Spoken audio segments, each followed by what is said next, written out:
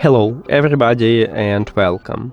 In this video I'm going to show you how to change equalizer preset for your earbuds Redmi Buds 6 Pro.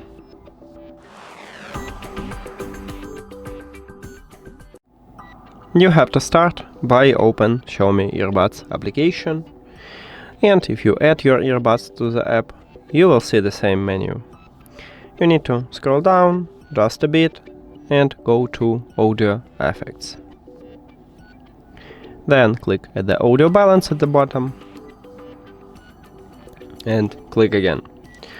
By default it uses standard preset, so maybe you have another one. You need to tap right here at the right side, and there's 4 presets what Xiaomi offer for us, and the 5th one is a custom one, so you can also select this preset.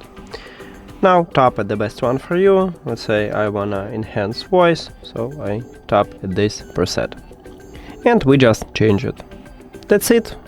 Thank you for watching this video.